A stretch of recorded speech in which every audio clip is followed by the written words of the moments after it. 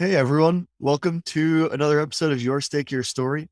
We're a video series with advisors and for advisors focused on sharing best practices around ESG investing. Today, I'm really excited to have Phuong Luong. Phuong Luong is a CFP, a financial planner, and an educator focused on economic justice and ESG and community investing. Really excited to have you on. Thank you so much for having me, Gabe. This is just really exciting, and I'm so glad that you're highlighting these types of stories. They're so important. Thank you. I can't wait to share yours because you've a pretty good one. We've shared quite a few stories as we've worked together in the past. And what I'd love to do and start with is have you just tell the audience about yourself, where you grew up, and what was your journey to financial planning? Yeah, absolutely. So I grew up in Brooklyn, New York, and actually started off my career as a teacher. And after almost a decade in public education, I started wanting to do more to support my students with the structural barriers that I saw in place that were in front of them, in front of their parents, in front of their families and communities. And I started doing more reading on financial history in America, information that I'd never learned before in my studies as a student in public school growing up in New York. I never learned in college. I never learned in teacher school, getting a master's in special education. And when I talk about financial history, I'm also talking about the history of racism and economic oppression in the United States. And so that inspired me to move into the financial coaching and counseling field. And so along the way, also while I was a teacher, I was also studying personal finance to understand my own finances. Growing up in an immigrant household, my parents didn't have a lot of financial knowledge around credit cards, bank accounts. I actually opened up my own bank account in college. I opened up a credit card as well. My parents didn't have a credit card for some until I was in grad school, actually. Hmm. And so they didn't have bank accounts growing up. And so it was a very new world for me learning that. So I learned on my own. And then that just collided with my learning around racism and economic oppression. And I moved into the financial coaching and counseling world at a nonprofit in Boston. And I mentioned Boston specifically because it's at the time, and I'm not sure if things have gotten worse or better. I can imagine it was the highest, it had the highest income inequality in the country for the city. And we had a lot of social services in place, a lot of resources for clients, but still many times it wasn't enough. And so I worked in that field for several years, but then I decided I want to see what it's like to do financial counseling on my own and as a business. And so I started my own financial planning practice. And at that time, I had earned my certified financial planning designation. After a couple of years there, I started dabbing into ESG investing. My clients were asking more and more questions. It's always been my clients. It's always been my students, my clients pushing me to learn more about the topics that I explored now today and throughout my career. And so the first question came from a client who asked me, "Oh yeah, I'm ready to save for retirement, but I don't want to invest in fossil fuels. I don't want to invest in private prisons. I don't want to invest in guns. Can you help me do that?" And as a good junior financial planner, I said, "Let me learn, right? I don't know how to do right now, but I'm going to learn and I'll get back to you." And that's what I always train my financial coaches to say if a client asks them a question that stumps them. I don't know the answer to that, but and if you can learn, let them know. If it's not your place to learn, then you can let them know that too and to know your limits. But I think advisors, I think this is within our realm to help clients with. Wow. So when you went on that learning journey, was it easy? Well, how'd you do it? Was the client satisfied? Can you tell me more about that? Like, Yeah. it sounds like Yeah. that's the origin story in a sense. You're Yeah. your origin story. Thank Okay. you, or villain, right? The perspective, my villain or design. So let's see. It started off in a really, so I love learning. I know that's a really blanket statement to say, but when there's a topic that I want to learn about, I just dig in. I dig in, and I'm going to mention Boston again. Like as much as the city sometimes annoys me, we had so many resources, not just for low income and middle income people that were trying to build financial security, but also in terms of education and also in terms of financial services. It's a huge financial hub. And so there were already established firms in Boston, financial institutions, financial firms, financial advisors who were doing this type of work. And I learned from them. And so I looked out to different networks in Boston and I found a company that was hosting an event where Bianca Tylek from Worth Rises was speaking. And this was in May. I think it was 2017 or 2000, so almost 4 or 5 years ago, to learn about prison divestment. And at that time, they were launching a campaign for the Boston City pension system and retirement funds to divest from all private prison loans. And so that was a huge eye opener for me. Bianca talked about the history of prisons, connecting the history of slavery. At that time, I had read several books on that, but I'd never made the direct connection. I had not made the direct connection to investments until that point. Mm-hmm. So I learned more about what was happening there. At the same time of learning this, my learning journey in ESG and investment and shareholder advocacy has paralleled my learning journey in education as well, and in other fields where I've worked, where you learn the history, but then you also learn how the current barriers are also in place. So it's not just the history, but the history is more, right? Flavor was abolished, but it's also changed. It also looks different now than it was then. And when you think about investing, just because of the importance of ESG, just because of the reasons why it's important, how to review different investments, and the reasons why you should, right, consider ESG, the act of implementing it as a practitioner is very difficult. Just you knew what the best practices were for your students, you knew what was in the way for them, but many times I just felt like I didn't have control in supporting them. And at times I felt that with ESG. So I'll give some more practical examples.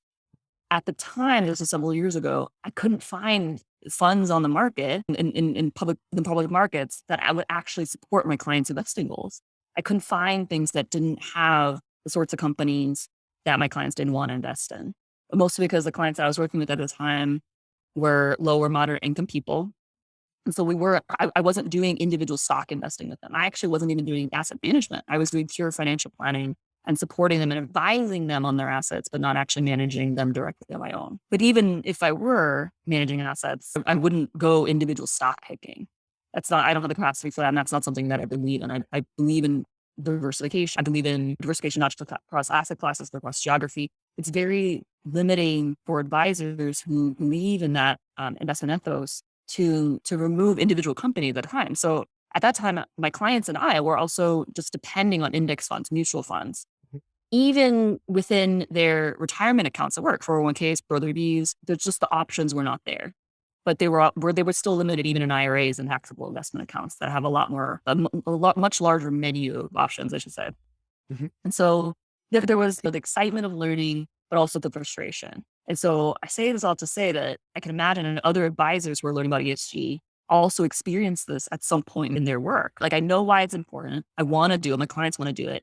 How do I do it? And that is the most common question I get with ESG. How do I actually implement this? Which is sometimes the trickiest question to answer. But over the last several years, a lot of tools have come up, and it's really exciting to be a financial advisor who's working in ESG, who cares about social justice, and is working with clients who feel the same. Wow. So then it sounds like there wasn't really an answer to that how question, at least for your specific client needs, right? It was tricky. What we could do, there were tools along the way that were helpful, right? As You Sow's investor values tool was helpful to be able to screen different investment options and different funds to see what types of companies were in or out of them. But then the option, like, most of the investments that we did just weren't acceptable to my clients at that level. And so they had to make concessions, right? Sometimes if they wanted to be invested. And that was sometimes tough for them. And what I would love to get into soon is, I think you're running into a similar problem of lack of products available for a different need that your clients are now expressing as the field is evolving. So we'll get back to that. But I think that it's really cool to see demand pushing products to create impact and fill that demand. So I love to see that you're on the leading edge of that. But before that, I would love to hear your journey. So you ended off at your journey to financial planning. Can you talk about your journey to start working with Adesina as well, and what you did there and what that taught you about ESG? Oh my gosh, that was just such an amazing experience. So every job that I've had, every career that I've been in, I feel like it all came together, crashed together at my time with Addison Social Capital. It was such an incredible learning experience. I worked with Rachel Robichodi and Maya Phillipson, who started Robichodi and Phillipson, a financial asset management firm. And then we became Addison Social Capital around the time that we launched the Addison Social. Oh my gosh, it's been so long. And it's a little nervous, but like, our index. And actually, I'm hesitating because I'm not even sure if I can say the name out loud. But I probably can't because I don't work for them anymore because I had transitioned to a new firm. But at the time, we had a lot of compliance rules, and I couldn't talk about the index. I couldn't talk about the ETF because I wasn't registered to sell securities. And so I think it's like getting into it. I can't talk about the game. But now I can't because I don't work for Edison. But I can rave about it still. Yeah, my time there. Oh my gosh. When I started at Edison, it was right before COVID restrictions started happening in San Francisco. And I was working in I was a solo firm, small RIA working with clients. I had just moved to San Francisco and I was looking for a team. And I was looking for the issues I was talking about right before with you around the types of investment options for clients. I just kept getting so frustrated. And when I connected with Rachel and Maya, it just turned out that there was an opening in the firm and they were looking for an investment strategist to help decide what companies were in or out of their strategy. And at the time they were managing assets for clients directly as an RIA, and I fit the bill. And about a year later, actually less than a year later, we were starting an index and an ETF based on that strategy that had proof of concept because they had managed assets for direct clients for many years. And that was such an incredible learning curve. And I think one of the things, I'll list down the things that I learned. So one is that I didn't realize that real people like me, like you, Gabe, because you were also a huge part of that learning and that journey. And the team at Edison and our index administrator, Jane Anderson, I didn't realize that there were real people behind those things that we see and buy on the screen, right? Like maybe I'll look at a picture of a manager, but I'm typically looking at the financial metrics, the performance metrics, the previous performance, doing my due diligence. But I don't always reach out to the fund manager of these different index funds or mutual funds or target date funds that we see and help our clients invest in. So at the end of the day, I was like, I can do this. I remember telling friends of mine or colleagues of mine, hey, I'm working for a firm named Edison. We're building an index. We're building an ETF that's ESG and has some of the strict screens out there for extractive companies that we don't want in. And I remember some of my friends who don't work in finance, even some that do, they were like, people can do that? Like I never like it's like what? But yeah, but it takes a huge team. Sorry, Dave, what were we gonna say? No, I've heard the exact same thing, and I can totally understand that. I'm just envisioning that conversation that you're having with your friends about that. Yes. Dude, Yes. I think the story of ESG, honestly, is what like. There's toxic air pollution is related to my portfolio. I can create all this stuff. Don't think about their finances. So that's what made me laugh. Is that's exactly what we're hearing all the time. Is people don't know what's actually going on, and that no. And I think it's a testament to the vision of my colleagues and Rachel and Maya at the time. I think we can do this. And as a woman-owned firm, they were trailblazers even before that the product was launched. But the confidence that they were able to instill in us, the reassurance like this can be done, but with help, with support, with professional support, we built a team around it to be able to do it. And also to your point of people being surprised that this can happen. It's because my friend group, I'm friends with, but I didn't grow up with wealth, and my friend group, I have a lot of people who didn't grow up with wealth either. They didn't grow up with that level of financial literacy or financial exposure that people who grew up with wealth or work in finance do. I don't have a lot of friends other than the ones that I've met through working as a financial planner. Mostly other RAs or other individual IRAs and solo IRAs. They were really happy and proud. But for my friends that didn't grow up with wealth, it was, I think, interesting seeing their reaction because it brought me back to the reasons I went to financial literacy in the first place. I always say that financial literacy is incomplete without financial history. And I say that because when I first started going into finance, people would tell me, oh my gosh, like you're doing such a noble thing. You're helping people who don't know how to budget, who don't know how to manage money, get more responsible or to be better about their finances. And I would always bristle with that. And I remember getting really angry sometimes and having arguments with folks. And I calmed down eventually. The rage started dissipating. And I started having more nuanced thinking, like, well, you're a teacher and educator, stay calm. Or maybe this person doesn't understand financial history at the level, that you would want them to, or that you wish they would, or wish society would. This is your time to educate. And I put my teacher hat on, and I can do that now. But there's still a little part of me that gets angry when people think that it's a personal issue, that it's a cultural issue, that it's a personal responsibility for someone to save their way out of poverty. It gets me riled up. And so I think about this too, that I angry and mad is not maybe it is the word, and maybe I'm like feminized to not to try to not be angry.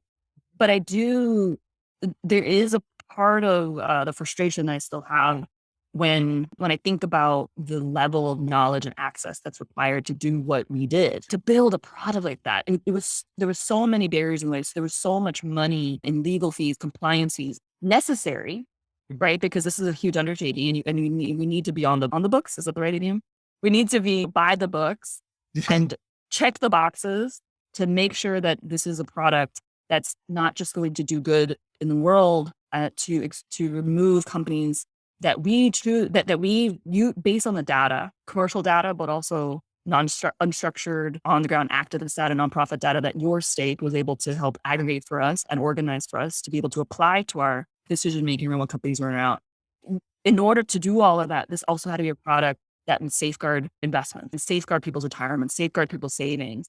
Because part of the reason why we launched the product was to give people an ETF that they could access without high minimums, without having to go through an advisor to be able to invest into. And working with a financial advisor typically requires a minimum level, because it's a lot of work for the advisors to do that for you and to customize people's portfolios. So we were trying to do that and democratize access to this type of investing. But at the same time, even as I was working with the team to do this type of work, just thinking about me being able to do this, it and that I've always felt like such an oddball in my field. It shouldn't be this way. It should, like, even for me, someone with an undergrad degree, a master's degree, a certified financial planning designation, thinking, because there was so much of imposter syndrome even throughout the whole process. And who am I to do this? Who am I to do this? And then every step of the way, every meeting that we had this, and I think it goes to show how wonderful our team, every single meeting I had, I would walk around and say, actually, yeah, we can do this. But then when people go away and you're in your own and you're eating breakfast or you're drinking your tea, you look out the window and you have that existential crisis of being like, who am I to do this? This is who I am. Like, we can do this. But like, it went back and forth, even up to the launch, right? When we launched in 2020 at the end of we were in a pandemic too. So there was many other thoughts happening at the same time. I have no idea what the original question was, but I thought that was an interesting journey back to our time together, Gabe. It was amazing. I missed those times. I loved working with you and the team as you were creating that index and the ETF. It was very fun, but you're not part of that team anymore, unfortunately. I have so many follow-up questions. The one I think, all right, I'll start with this one. Feel free to have some rage. What do you say now? What do you say now when people ask you that question? I think there's a lot of people on this call that would really appreciate to hear some of the financial history that you describe when people bring that up. What used to give you so much rage and now is a chance to really educate. The rage of when I first started learning about financial history and economic injustice. Yeah, it's when you were talking about how people tell you, oh, this is such a noble thing to help people budget. And I think that would be really cool to hear you describe that part of if you're Absolutely. Absolutely. Oh my gosh. And I don't know the thought. If you had asked me 5 years ago, Gabe, at one point I had my like 1 minute history lesson down. Like, I have an entire workshop about this. So as you're asking me this, my hands are getting tingly. My face is like getting warm, and I'm getting ready for this conversation here, because, and you know why I'm feeling like this? Because there were so many times when I'd start talking about this. This is before I knew it was taboo. I'm very naive, right? And even when I was a kid, like, I would ask so many questions. Like, the people that know me know this. I love asking questions, because when I ask them, I truly want to know. I truly want to learn. I truly want to learn. And so when people would ask me questions about my work or why I do what I do with the lens that I do it in, I thought they just want to learn. But actually, no. Many times I'd have this conversation where you would ask this question, not you, Gabe, specifically, but people would ask this question who don't know the history, and they're looking for an argument. They're looking for a debate to confirm their worldview. Yeah. That personal responsibility is the answer to poverty alleviation, or is the answer to people having more personal responsibility. So let me put an analogy on this. People love to make fun of millennials. I'm a millennial. I'm an elder millennial. So I have license to talk about this. I think there were all these memes around like avocado toast and millennials only spend money on themselves. We travel all the time. We're not saving. And as a personal finance nerd, pretty much my whole life, even when I started hearing that, this was right around after the recession, after millennials started graduating in like 2007, 2008, I started hearing things like that. In my head, I didn't really have a community around financial services at the time. I was a teacher. And so no one else around me that I knew, even my own community, because my friends at the time were all in their early 20s. And I was the only near that I knew that was reading about personal finance and personal finance books. And so I saw this and like in my mind, I'm like, yeah, that's not true at all. Like we there had just been a recession. I had a really tough time finding a job after college, even as a teacher, where there's a huge shortage because people were not retiring because there was nothing retired too. And also their retirement assets were depressed because of the downturn, because of the recession. Mhm. And so there was a lack of jobs. Jobs were paying much less than they used to pay. And I learned more later about this, that the rate of wage growth in the country has not been up to par with inflation of housing costs, education costs, healthcare costs. I knew all of this. And I also knew from my work in financial coaching as I got older that when people don't feel, and not just feel, I shouldn't say that because when I say feel, people think, oh yeah, it's in their heads, but feelings can also be based on judgment. And when people know or have decided, how about I said, that they're not going to be able to buy a home or to buy an asset or to go to school without taking on huge amounts of debt, what else are they going to do with their money? What else are they going to do with it? Where is there to put it? And I saw so many millennial friends of mine, especially since I was living I'm a very biased too, because I was living in very high cost cities at the time. They weren't able to buy a home. Where could they put their money? I guess some of them were saving it, but what were they going to save when their wages were depressed, right? Based on their ability to pay so much in rent at the time. Rent was astronomical, and it still is. There was very little savings, very little access to ownership, very little access to have building assets. Everyone had student loans, and many still do. So the whole rhetoric around millennial at the time was my first introduction of seeing how media and society blames the individual for societal ills and societal harms and structural harm. And I also saw that all of the things that I was talking to you about impacted my friends who grew up in immigrant households and were people of color, even more, especially more so than my friends who grew up in white households. And this came into play too, because most of my clients, when I was a financial coach working in a nonprofit, working with people in public housing, most of them were people of color. And also in my practice, when I first started building my own RAA, were people of color. And so I saw this all the time. And so the whole rhetoric of people need more responsible, people need to be more prudent with where they spend their money and spend less money and not buy shoes, not buy purses, not buy phones, and stop going to the salon, all those things that women, especially women and women of color hear. I was like, I can't curse. It's not true. It's not true. I'll say that, right? I'm going to sanitize version. It's not true. And so that's just like the contemporary version of this. But then the anger really did come when I started just picking up books in the library and reading about redlining. You? Yep. Okay, I'm not going to take up 5 minutes to explain it. Everyone who's listening needs to Google it if you don't know what redlining is. I think NPR has a fantastic podcast on this, on a review I heard that 10 years ago, and that's what started me learning about that. And then the book, The Color of Money, by Dr. Marissa Baron is excellent as well. I recommend that everywhere I go. To a review of the policies that the U.S. government has put into place throughout history since the start of the Federal Housing Administration, on maybe even going before then as well, through policies around Social Security and who got Social Security and who wasn't allowed to access it. Mhm. A lot of it's based on race, a lot of it's based on gender, ethnicity, but mostly race. And we see those repercussions today. Mhm. And when I started reading this, I was like, wait a minute. This information is so accessible. So first the anger came from, why hasn't anyone told me this before, right? Why didn't the teachers that were teaching me, especially in in the education school that I went to, Mhm. because they were training us to work with children whose daily experiences is a result of all of these policies, right? The fact that they live in public housing, the fact that their parents can't have stable housing is a direct result of these policies. It's not about the budget.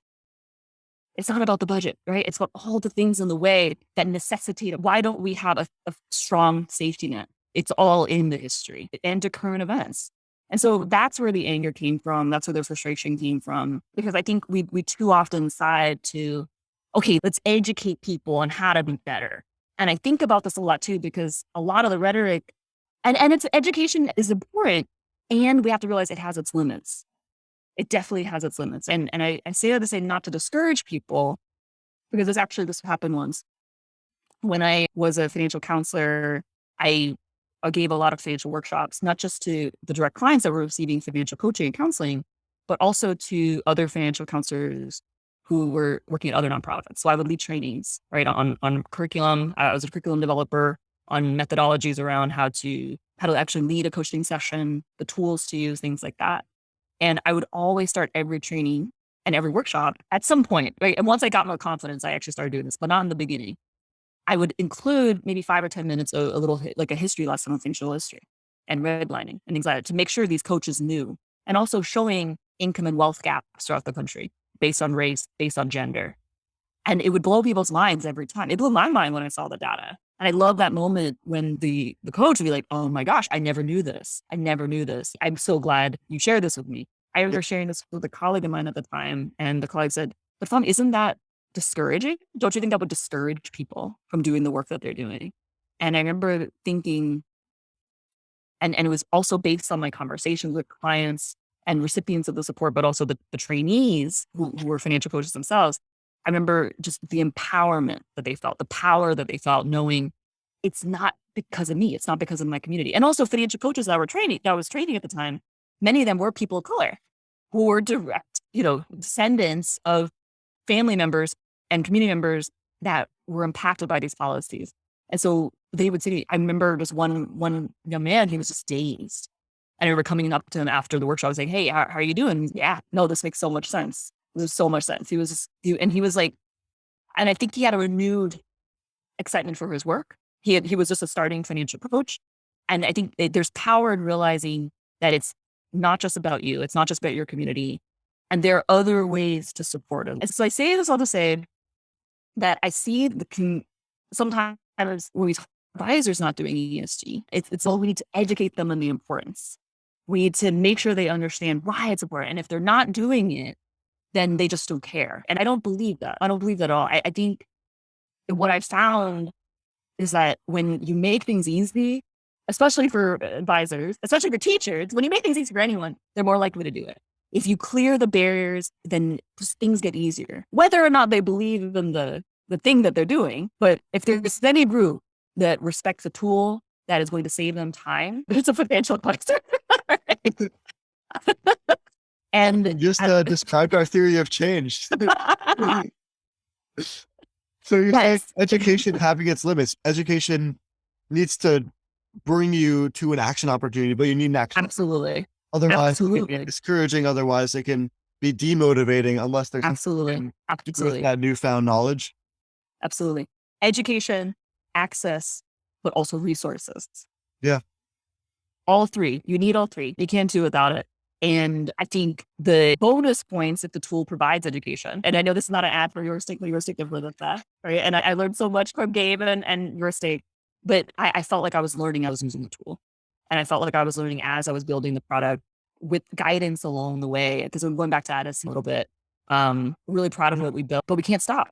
We can't stop. And so I left Addis last year after several rebalancing cycles, because my job was to build the product, and it was built. And after that, Addison was going in many different ways. And the work of maintaining the product became, a bigger job than I was able to do, because I was also running my practice at the time as a financial planner. Yeah. Which I think was a huge asset and benefit to the work that I was doing, because I was keeping in mind, what are the clients asking for? Because my clients were from the impacted communities that were either the investors that we were hoping to attract, but also the people that were being impacted by the extractive corporations that we were trying to divest from in our strategy, or to support the shareholder activism that the organization was doing. Yeah, there was a lot of learning. And so my education, my financial planning background, my practice, my work with clients at all levels of wealth and income, and then my ESG knowledge and financial history knowledge just really came together. And so I was so lucky to have that opportunity. And now the ETF is out and available, and we're able to continue that by investing in it. And what else is there? What else is there beyond public markets? And that's where my focus is now. Yeah. So first, I just want to give you props. It's very rare that you can have a problem. There's no product available to solve my client's needs, and then just go do it. Right? That's a very that's a classic. Super fortunate. I have this problem and I want to solve it, and I want it to be solved. No one else is doing it. Let's go. I really admire that. I think that's very cool. You really to do that, and congratulations to you and the whole team for seeing an issue and then going to do something about that. So I think that's really cool. Thank you. I was super lucky that I was there at that moment to be able to support the Edison team. Yeah. And next question does go in the direction that you were pulling, which is what you're doing right now. So you have a very clear why. You have a very clear motivation. I want to get a little bit into how does that why drive what you're doing on a day-to-day basis? How does that translate into what actions are you taking given all that context and motivation? Yeah. Is this a time to explain more like philosophically, or to explain more about the actual practicalities of what I'm doing now? Start with the practicalities of what you're doing now, and then how does that help to solve some of the challenges that you described earlier? Or I guess you can go in whatever way works for you. Honestly. Yeah. Yeah. Okay. So what I do now is that I am full-time back with my practice. And so as a financial planner, I work with a firm called Saltbox Financial, and I merged my practice before Just Wealth with Saltbox last summer with a longtime friend and a dear friend of mine, Vera Kelsey, who's also a certified financial planner. And we've known each other for over a decade. And we knew each other even before we were financial planners, actually. We worked at a nonprofit in Boston doing food justice work, where I helped farmers markets get equipped to food stamps and EBT cards. And so I would go around doing that, and she worked for the organization as well in another capacity. It was just such a dream to partner with Vera, and it still is. It's just incredible that I get to work with her so closely. And the focus of our firm, the work we do, is financial planning first, and we help our clients redistribute their wealth with a reparations mindset to send down inheritances. So many of our clients are early inheritors, young inheritors. And also another focus of ours is to help steward community investing. And so many of our clients are interested in investing outside of Wall Street. So they'll mutual funds, ETFs, things like that, actual notes and loans. Usually they're along with organizations that are doing on-the-ground work with communities, building worker-owned cooperatives, supporting community land trusts, supporting grassroots, locally controlled projects. Mm-hmm. So it's super exciting. You can tell that whenever people ask me about this, my language around it is not as developed as it is with the public markets, because my formal training has not been in this, although I understand, investing concepts, due diligence, all that stuff. But how do we talk about what we do? The terminology is not standardized. And so I'm like, as I'm answering the question, what word do I use, Gabe? There's 5 words I can use right now that could describe the same thing. And even advisors who work in this field alongside with me, because there are others that do this. We're not new in this way. They might call it regenerative investing, restorative investing, community investing, direct investing, private investing. Basically, when I talk to advisors who work in more traditional asset management, I say this is alternatives. So my clients are doing private investing alternatives, but with a community focus. And that's typically what I say. That makes a lot of sense. And do all those terms in your mind, they probably have slightly different meanings for experts, but are they generally pointing in all the same direction? Yes. Yes, absolutely. And you could even go even deeper, but there are a lot of corollaries in this in sustainable investing. Yeah, I know. There's sustainable investing, there's values line investing, impact investing, ethical investing, 10 others. I like that SRI stands for 2 things. It's socially responsible investing, and then sustainable, responsible, and impact. So yeah, that's a good thing that there's a lot of people thinking about it in different ways, but I think consolidation does help to provide clarity on what was actually going on. Yeah, absolutely. For these clients that you're serving, are traditional portfolios still the core of what they're doing, and this is an additional thing, or are they making pretty radical transformations of how their money's invested? There's a spectrum. And so for the clients that I have, there's some that are still completely on Wall Street. We say it all on Wall Street, public investments, ETFs, diversified funds, things like that. And then all the way on the other side, I have clients that are completely outside of Wall Street. There's only a handful, right? Because that is much more radical thing to do. They're completely outside. And then mostly my clients, there's a mix in between, where there's a certain portion of their investment portfolio that is dedicated to community investing. And typically it's the fixed income portion, because most of these investment instruments are debt-based. They're fixed income. It's a promissory note, loan note that's paying a fixed interest for a specific term. It makes a lot of sense. And are people generally coming to you with these specific requests, or how do you get from an initial meeting typically to like deciding how you're going to approach that? Yeah. So at the time when I was working with my clients, and actually when I merged the firm with Vera last year, I had brought all my clients from Just Wealth to here. And at Just Wealth, I actually wasn't doing asset management formally. I was advising on assets, and I was an IRA, I was fully registered, but mostly it was financial planning first. And I was advising my clients, asset managers, on how to do this work, on how to invest through ESG lens, but also community investment lens. And it was like clients You were within the advising the same thing. clients, asset managers, like through the, I was I was it's usually I didn't have such a close relationship with the asset manager, but typically it was the client asking me questions, and then they would bring the information I would share to the asset manager. So I would never advise another asset manager on how to run their own portfolios, but sometimes the clients would ask me like, "Phuong, what is this? I want this and this, but my asset manager can't answer these questions." got it. Right. And so I would guide the client, I would educate them, putting my teacher hat on. Right. I think that's something that clients value from the work that we do together. I want them to understand the things that I'm recommending. And that's really important for me. And it's especially important when you're doing community investing in ESG because we're going against the grain in a lot of ways. It's important for clients to be confident in what they're doing and to be confident in you and what you're advising them. So I've always felt that. And then along the same theme of me learning from my client, I had several clients that were asking me, would you manage assets? Can you do this? Right? Can you do this for me?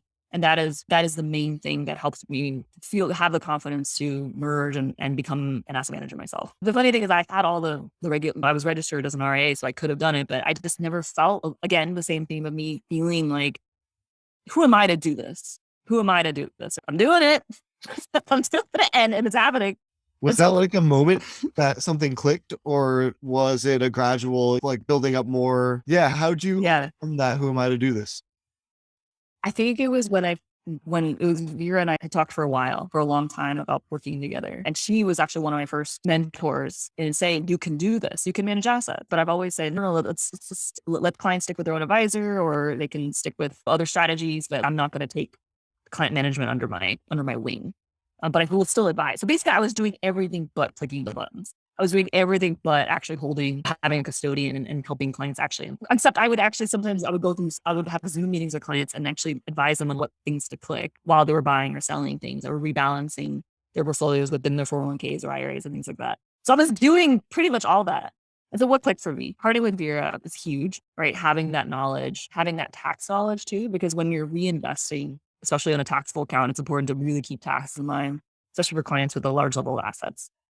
In retirement accounts, it's less consequential, much less. The second thing for me is that for clients that are interested in community investing, advising clients on how to buy things on public markets is tedious, but it still can be done. There's a whole financial infrastructure set up for that. But community investments can be a lot more administratively heavy.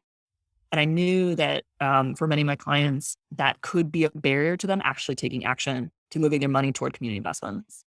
So I wanted to be able to do that in a professional way, in a clean way, where I could say and build relationships with the community investment organizations, typically CDFIs or community loan funds, to say, hey, I have clients who are interested in this. Can I learn from you to complete this paperwork and to build a process around this that can not just help me, but help other advisors who want to move money for their clients in this direction, and also to help clients who don't have an advisor. And so when I say like community investing, it's not new. It's decades old. There are organizations and companies out there that facilitate this type of work, but it's still not, I would say it's still not a well-known thing or a well-known asset class in people's portfolios, especially for advisors like me who have been trained in a very traditional way to really only consider things in the public markets as part of portfolios, other than real estate. Mhm. Yeah.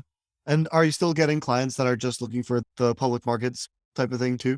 Or are you Yeah. more branding and really focused on this more holistically?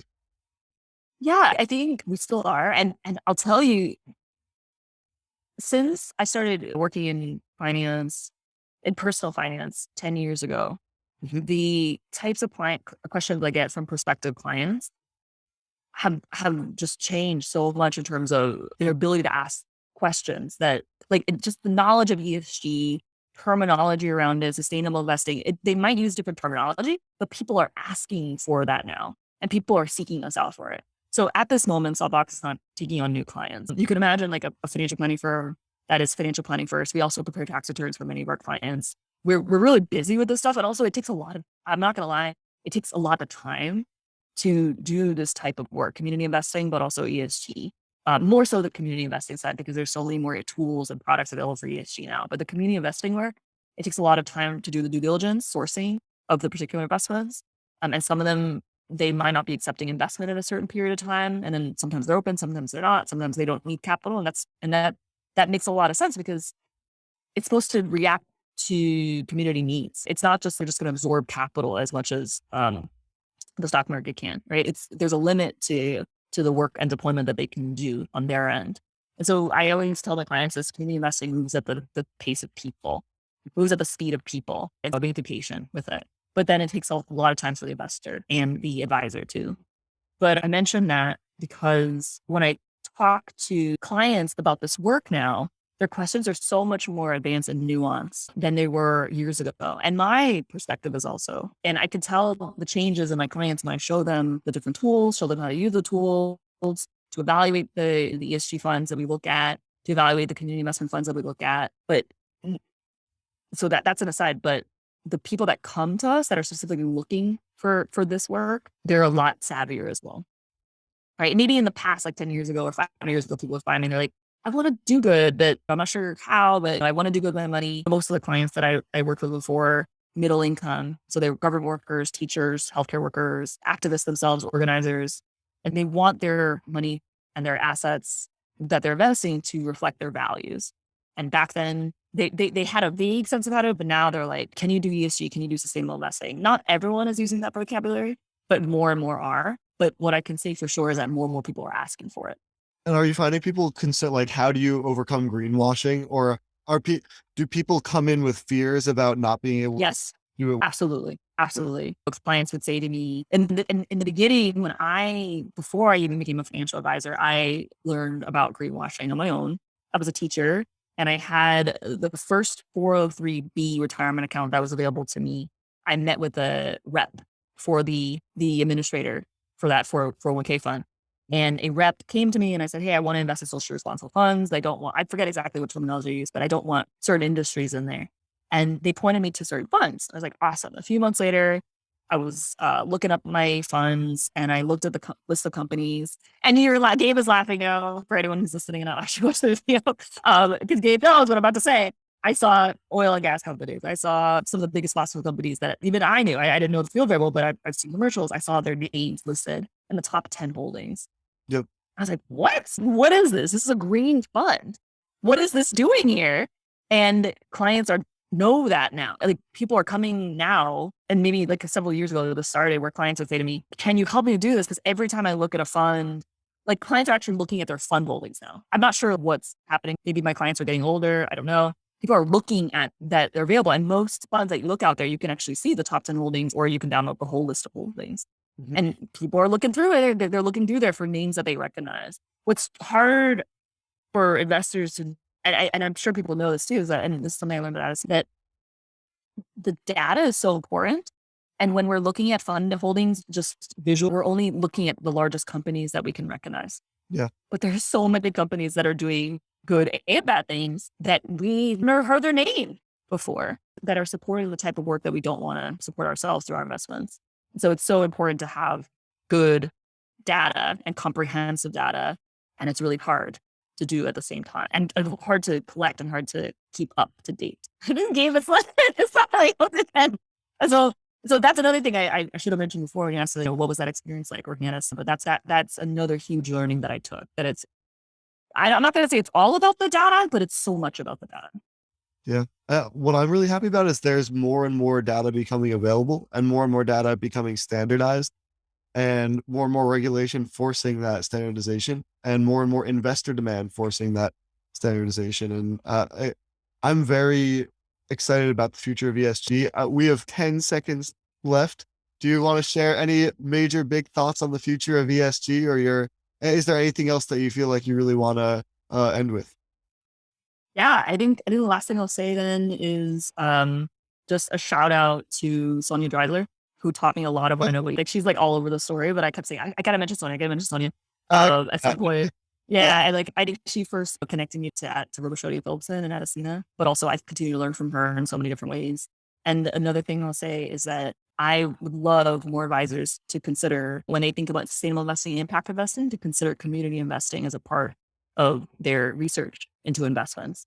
Because I hope what I said today didn't scare them, that it takes a lot of time to look through, but I hope that we can build tools just like the way YourStake is doing and the way other leaders have done to make ESG more accessible to individual investors and advisors. I believe that we can continue to do this for community investing as well in the alternative space. Let's do it. Phuong, share some links after this. Yeah. We can put them on whatever post that we make to promote this video so that people can have a little bit of access to those resources.